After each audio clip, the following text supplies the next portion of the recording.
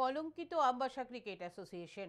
সামাজিক মাধ্যমে লাইভে এসে প্রমাণ সহ ক্ষোভ উগরে দিলেন আমবাসা অ্যাসোসিয়েশনের হয়ে ধর্মনগরে স্টেট মিট খেলতে যাওয়া ক্রিকেটাররা।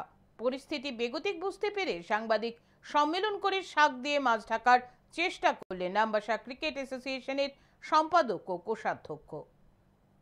Ambassa cricket association Tripura cricket অ্যাসোসিয়েশনের অনুমোদন প্রাপ্ত প্রতি বছর লক্ষ লক্ষ টাকা পেয়ে থাকে আমবাসা ক্রিকেট অ্যাসোসিয়েশন, কিন্তু ক্রিকেটারদের সাথে এই ক্রিকেট অ্যাসোসিয়েশন কোনো কাজ করছে না বলে অভিযোগ।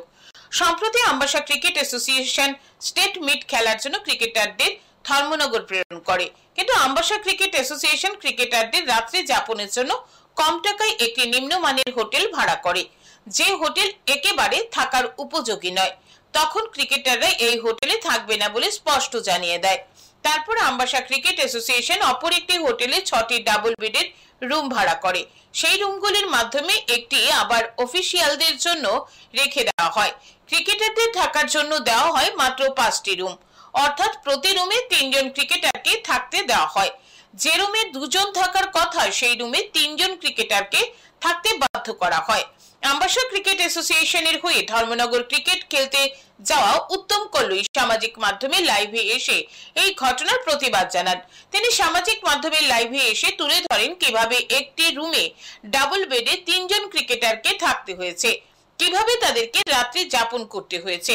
তিনি অভিযোগ করেন টিসিএ অর্থ প্রদান করলেও আমবাসা ক্রিকেট অ্যাসোসিয়েশন সেই অর্থ সঠিকভাবে ব্যয় করছে না, যার কারণে তাদেরকে ভোগান্তির শিকার হতে হচ্ছে।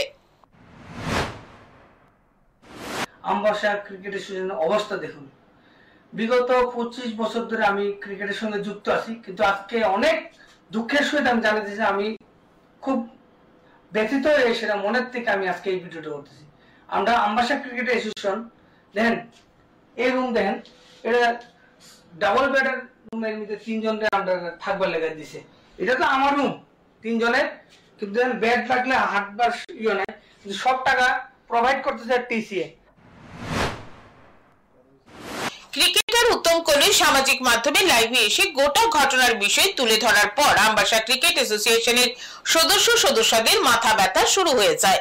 তড়িঘড়ি আমবাসা ক্রিকেট অ্যাসোসিয়েশনের সম্পাদক ও কোষাধ্যক্ষ সাংবাদিক সম্মেলন করে শাক দিয়ে মাছ ঢাকার চেষ্টা করেন। তবে কোষাধ্যক্ষ বকলমে স্বীকার করে নেন তারা মাত্র 6টি এসি রুম ভাড়া করেছেন, সেই রুমে ক্রিকেটারদের থাকতে দিয়েছেন।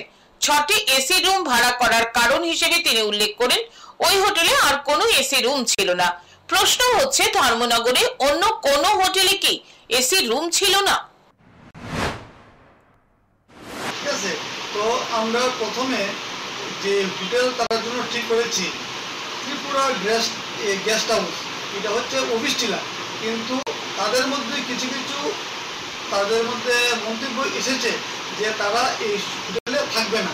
তারপরে তড়িঘড়ি আমরা হোটেল চেঞ্জ করে আমরা হোটেল বুক করেছি, এই হোটেল 7 স্টার, ঠিক আছে, কিন্তু সেখানে আমরা এসি রুম মাত্র 6টা পেয়েছি, আর বাকি আমরা কোনো এসি রুম পাইনি।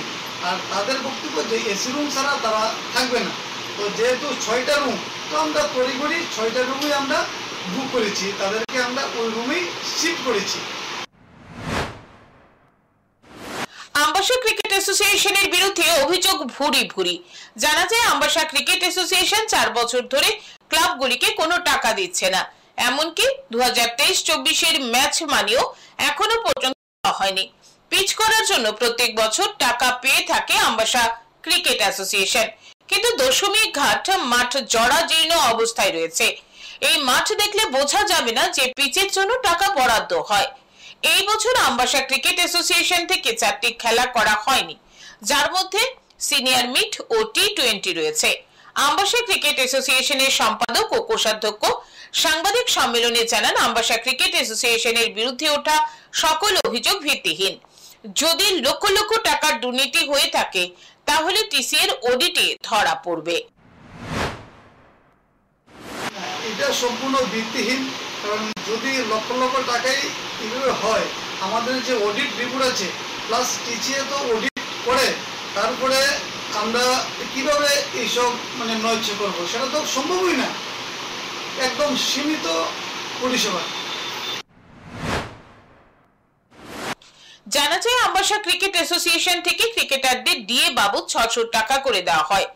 এবার প্রথম আমবাসা ক্রিকেট অ্যাসোসিয়েশন ক্রিকেটারদেরকে ডিএ বাবদ 500 টাকা করে দিয়েছে। ক্রিকেটার উত্তম কলই সামাজিক মাধ্যমে লাইভে এসে প্রমাণ সহ অভিযোগ উত্থাপন করলেও তার বিরুদ্ধে কোনো কথা বলতে নারাজ আমবাসা ক্রিকেট অ্যাসোসিয়েশনের সম্পাদক ও কোষাধ্যক্ষ। স্বাভাবিকভাবে আমবাসা ক্রিকেট অ্যাসোসিয়েশনের স্বচ্ছতা নিয়ে দেখা দিয়েছে বড় প্রশ্ন। Bureau report, news.